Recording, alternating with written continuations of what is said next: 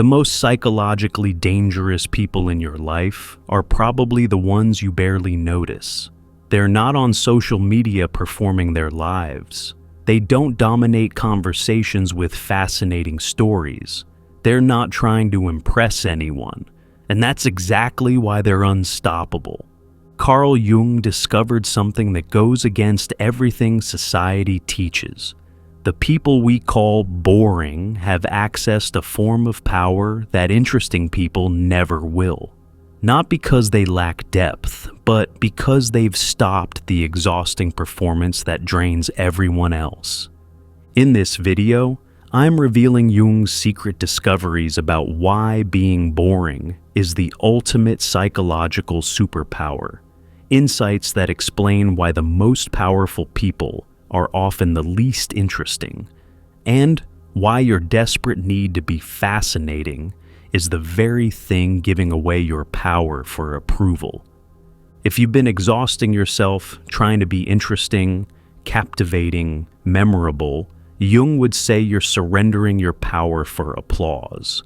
But there's something the truly powerful learned that changes everything. Here's what's actually happening that nobody sees. Society runs on attention currency. Being interesting is how you purchase belonging, validation, identity. From childhood, we learn that fascinating equals valuable, boring equals invisible. So we perform, we curate, we exhaust ourselves trying to be the most interesting person in every room. Jung watched this performance and saw something profound. The most interesting people were often the most empty. They'd become so dependent on others' attention that they ceased to exist without an audience. Every story was a transaction. Every opinion was calculated. Every moment was performed. They were psychological dependents masked as social butterflies. Meanwhile, Jung noticed the boring people, the ones nobody paid attention to, were quietly building empires, creating masterpieces, transforming internally. While interesting people burn their energy on performance, boring people invested it in substance. While interesting people collected reactions, boring people collected capabilities. Jung wrote, "The compulsion to be interesting is the modern neurosis. It creates a person who exists only in others' perceptions, who has no inner life because all life is turned outward for display." This is the trap. The more interesting you try to be, the less powerful you become. Every performance depletes you. Every attempt to fascinate fragments you. Every effort to captivate makes you dependent on those you're trying to captivate. You become a constant performer, powerful only as long as people watch. The boring person discovered the escape. Stop performing. Stop seeking approval. Stop giving away power for attention. And in that stopping, access a form of power that can't be taken away. The power of complete psychological sovereignty. But wait until you see what Jung calculated about where your energy actually goes when you're trying to be interesting. Jung's first discovery. Being boring gives you back the 80% of energy you've been spending on performance. And that reclaimed energy becomes rocket fuel for actual achievement. Think about what maintaining interesting actually costs you psychologically. Every conversation requires you to be on, scanning for opportunities to insert fascinating anecdotes, monitoring reactions, adjusting your performance in real time. Every social media post needs careful curation, selecting the most interesting angle, crafting the perfect caption, checking for engagement. Every interaction demands you generate fascination.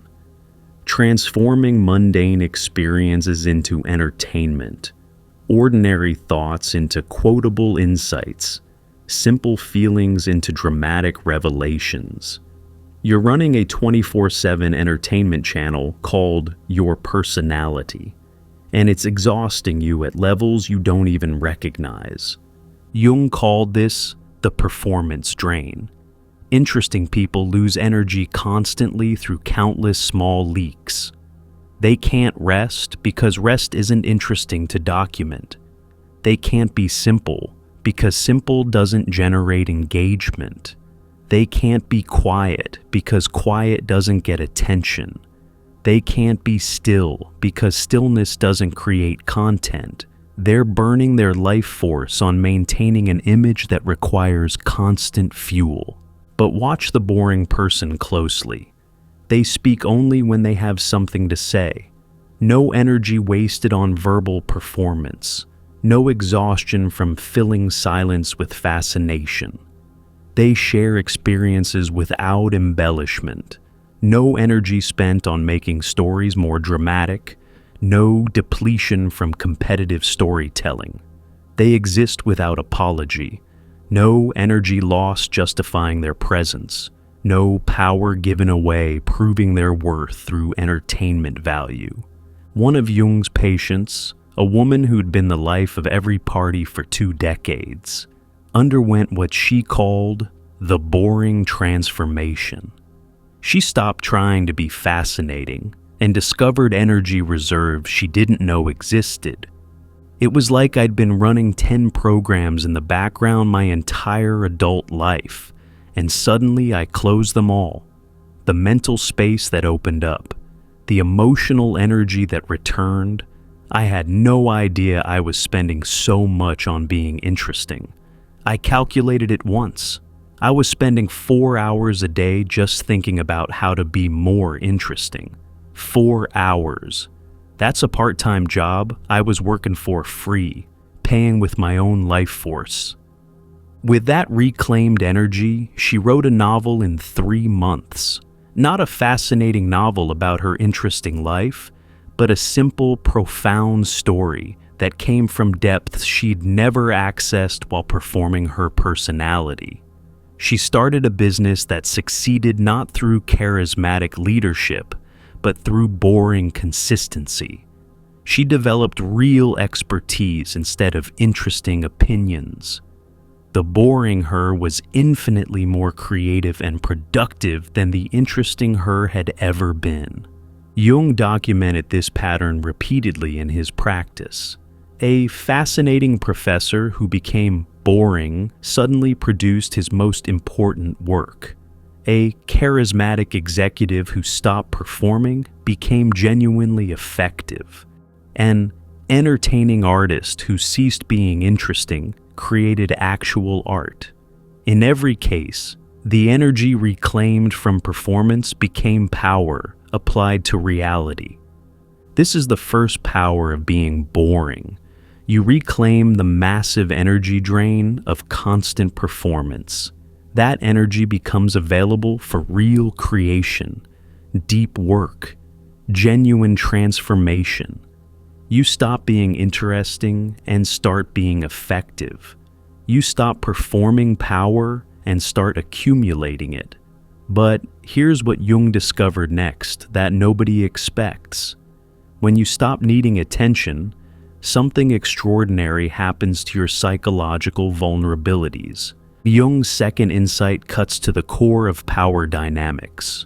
Boring people are psychologically invulnerable because they don't need what others are selling: attention, validation, inclusion. You can't control someone who doesn't need to be interesting. Here's the deeper psychology Jung uncovered. Interesting people are dependent on attention for validation. Like anyone dependent on external sources, they'll compromise to maintain supply, adjust their values for viral moments, modify their truth for social approval, perform whatever role gets recognition. They're controlled by approval, with attention as the string. Every person who can give or withhold attention holds a string, making interesting people responsive to countless external forces. But boring people cut all the strings simultaneously. They don't need your attention because they're not performing for it. They don't crave your validation because they're not seeking it. They don't fear your rejection because they're not dependent on your acceptance. Try to influence them with the usual tools: approval, rejection, inclusion, exclusion, praise, criticism, and nothing happens. The buttons you're pushing were disconnected when they chose to be boring. Jung observed this pattern repeatedly in his analytical practice. The moment someone stopped trying to be interesting, they became impossible to control. Employers couldn't influence them with status because status requires caring about being interesting to others. Partners couldn't control them with emotional withdrawal because they weren't dependent on emotional attention. Society couldn't move them with trends because trends require wanting to be interestingly current. They'd become what Jung called psychologically autonomous, self-governing, self-validating, self-directed. One executive Jung worked with discovered this accidentally after burnout forced him to stop performing. After months of recovery, he returned to work, but couldn't summon the energy to be the fascinating leader everyone expected. He became boring, direct without drama, simple without sensation, effective without entertainment. His board tried to pressure him using the usual executive tactics, threatening his reputation, his status among peers, his image in the industry. But something had fundamentally changed. They kept trying to push buttons that no longer existed, he told Jung, threatening to make me look uninteresting to investors, unimpressive to competitors, ordinary to the media. But I'd already become those things by choice. Their influence tools were useless against someone who'd already surrendered the very thing they threatened to take. It was like threatening to fire someone who'd already quit. I watched them become increasingly frustrated as they realized their control mechanisms had no effect on someone who didn't need to be interesting. Within a year, he'd become the most powerful person in the company, not through charisma, but through complete psychological independence. Others needed the company's validation. He didn't. Others feared the board's opinion. He didn't. Others required peer approval. He didn't. His boring had made him untouchable. Jung called this the invulnerability of the uninteresting. When you don't need to be fascinating, you can't be influenced with promises of attention. You can't be swayed with offers of visibility. You can't be threatened with obscurity. You can't be controlled with the currency everyone else desperately needs. But wait, if boring people aren't performing on the surface, what Jung discovered they're doing instead will completely change how you think about depth. Here's Jung's third discovery that changes everything. When you stop performing on the surface, you naturally sink into depths that interesting people can never reach. Boring people aren't shallow. They're so deep that surface observers can't even see their bottom. Interesting people live in the shallows by necessity. Depth takes time, silence, stillness, none of which are interesting to watch or share. Profundity requires boring preparation, unsexy persistence, non-dramatic development. So, interesting people splash around on the surface, creating fascinating ripples and waves while never diving below the first few feet. They're so busy being interesting about life that they never actually penetrate life's depths. Jung wrote, "The interesting person is confined to superficiality. They can't afford depth because depth isn't performable. They're limited to the thin layer of experience that can be made entertaining, missing the vast ocean of reality that exists below the surface of performance." But boring people sink naturally. Without the pressure to be fascinating, they can afford to go deep. They can spend hours in contemplation without producing quotable insights for social media. They can work on problems for years without dramatic breakthroughs to share at parties. They can explore inner worlds without bringing back entertaining stories for dinner conversation. They can sit with difficult emotions without transforming them into interesting narratives.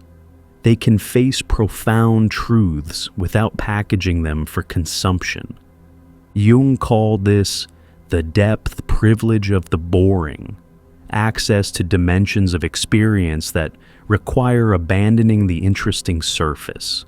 While others are performing their insights, boring people are having insights too profound to perform. While others are talking about transformation, boring people are transforming in ways that can't be talked about.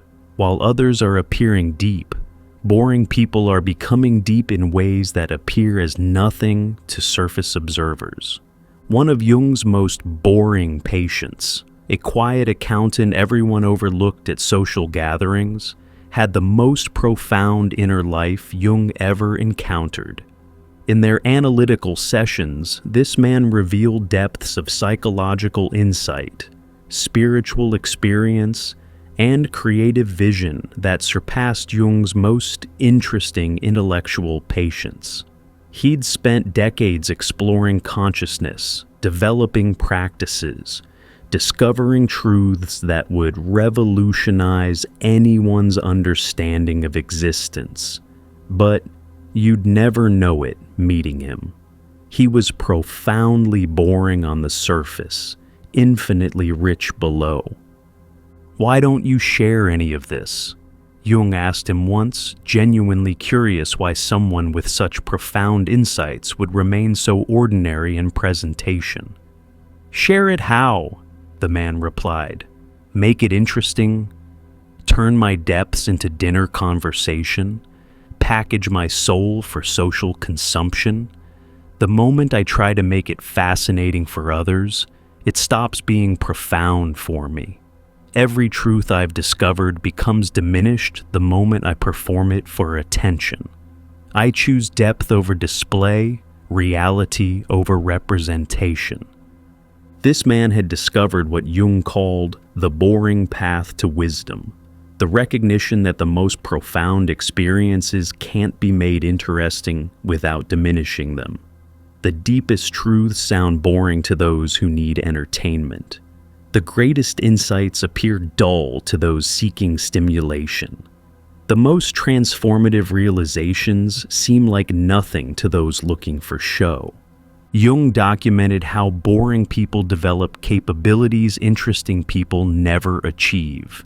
They can maintain attention for hours without stimulation.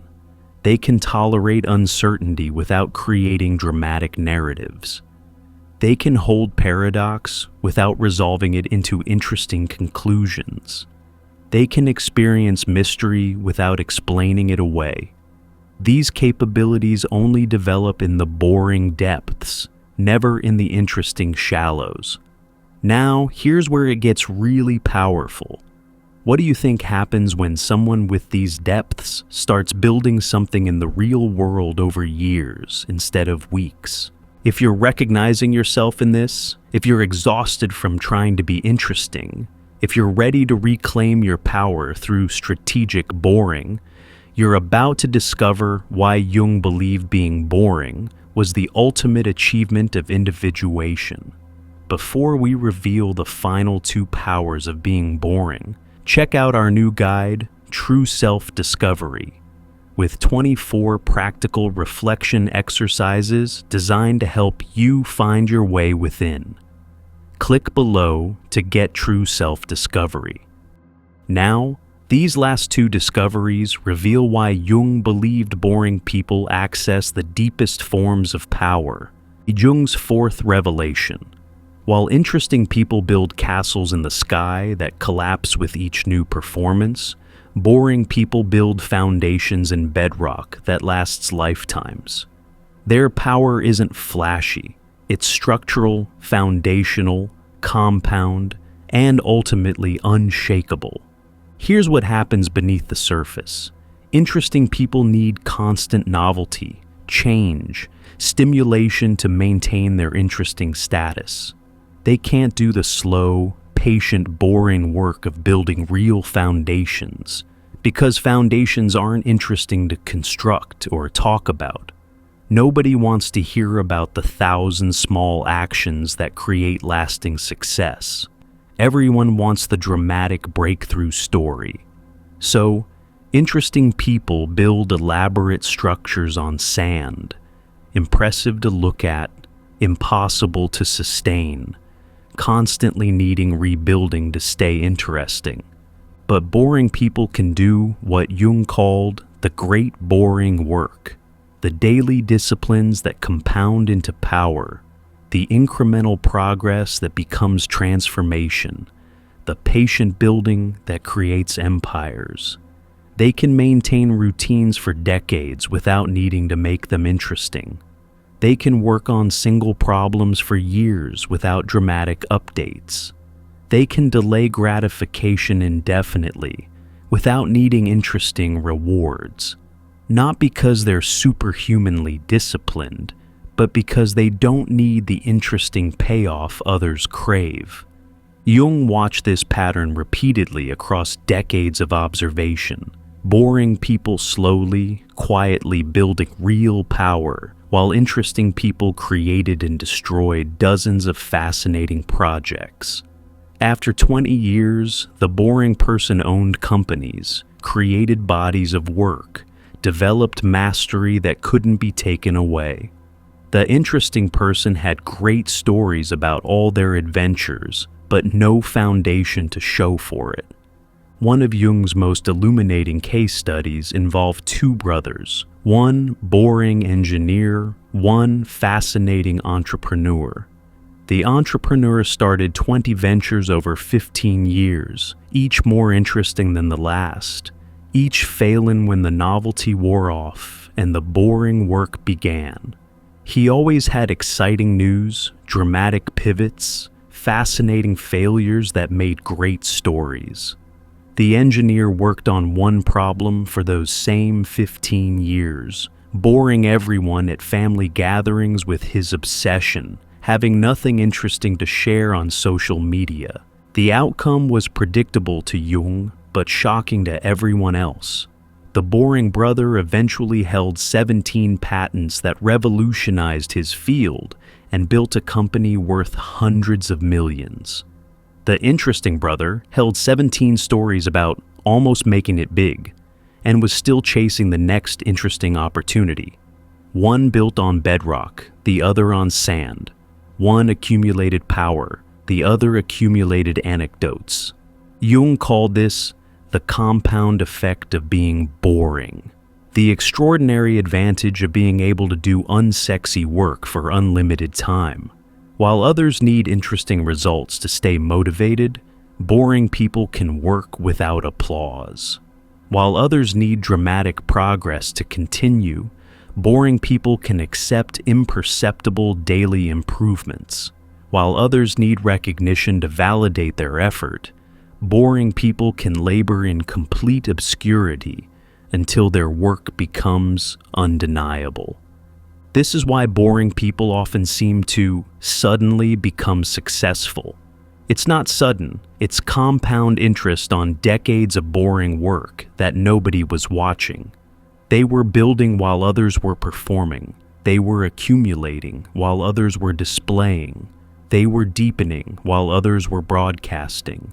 Jung identified the specific advantages boring people have in building foundations. They can maintain focus for years without distraction by more interesting pursuits. They can repeat the same actions thousands of times without needing variety. They can work through the boring middle of any project where most people quit. They can invest in relationships without needing them to be dramatically interesting. They can develop expertise through repetition others find unbearable. They can delay gratification longer because they don't need interesting rewards now. Every one of these advantages compounds over time, creating what Jung called boring wealth. Not just financial, but psychological, relational, creative wealth built through sustained boring effort that interesting people can't maintain. But there's one final discovery about boring people that Jung said was the ultimate power, and it has to do with a type of freedom most people don't even know exists. Jung's final discovery is the ultimate power. Boring people achieve what he called complete psychological freedom, total liberation from the entire system that keeps interesting people trapped in a cycle they don't even recognize as imprisonment. Think about the invisible cage interesting people live in without knowing it's a cage. Every moment is evaluated for its interest potential. Is this worth sharing? Will this get reactions? How can I make this more fascinating? Every experience is measured by its story value. Not did I enjoy it, but will others enjoy hearing about it? Every achievement is worth only its impression impact, not what it means to me, but how impressive it seems to others. Every relationship is assessed for its interest enhancement. Does this person make me more or less interesting? They're trapped in an exhausting cycle called needing to be fascinating, and most don't even know they're trapped.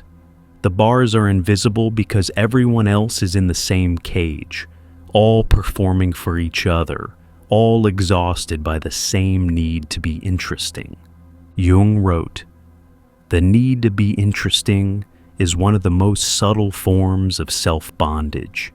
It appears as freedom. Look how interesting and unique I am, while being the ultimate dependency. Every interesting person is dependent on every eye that might watch them. But boring people have escaped completely. They've walked out of the cage others don't even know they're in.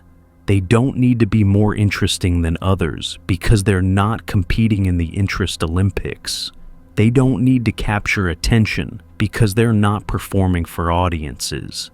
They don't need to prove their worth through fascination because they know worth has nothing to do with entertainment value.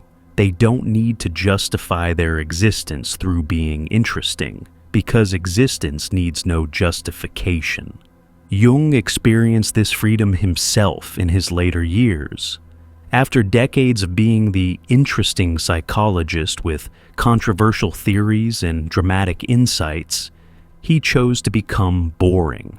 He withdrew to Bowling Tower, carved stones in silence, painted mandalas without explaining them, lived simply without documenting it.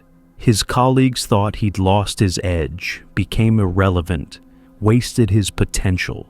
He'd found his freedom. "I no longer needed to be Carl Jung," he wrote.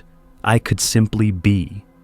The freedom in that boring simplicity surpassed any power that being interesting ever provided. I discovered that Carl Jung was a performance I'd been giving, and I could simply stop. What remained when the performance ended was more real than anything I'd performed. This is the ultimate power of being boring. You exit the game, everyone else is desperately trying to win. While they exhaust themselves being fascinating, you're free to be real. While they fragment themselves for attention, you're free to be whole. While they perform their lives, you're free to actually live. While they exist in others' perceptions, you're free to exist in reality. One woman who underwent this transformation through Jungian analysis described the freedom. "I used to plan every conversation for maximum interest. Now I just speak when I have something to say. I used to curate every moment for story potential. Now I just experience without documentation. I used to need everyone to find me fascinating. Now I don't need anyone to find me anything. I used to exist in others' opinions. Now I exist in my own being. The freedom is indescribable. It's like I'd been holding my breath my entire life trying to be interesting, and I finally exhaled and discovered I could breathe." Jung called this the sovereignty of the boring. complete ownership of your own existence without needing external validation. You become psychologically self-sufficient, emotionally self-contained, spiritually self-directed. Not isolated or disconnected, but free to connect from wholeness rather than need. This freedom creates what Jung observed as the ultimate paradox. By becoming boring, you become genuinely interesting, not performing interest, but being genuinely, authentically, powerfully yourself. But by then, you no longer care if others find you interesting or not. That's the ultimate power. Let me synthesize Jung's complete picture of why being boring makes you powerful. Boring people reclaim massive energy from the drain of the constant performance. They become impossible to manipulate because they don't need the currency of attention. They access profound depths unavailable to surface performers. They build unshakable foundations through sustained boring work. They achieve complete psychological freedom from the entire performance system.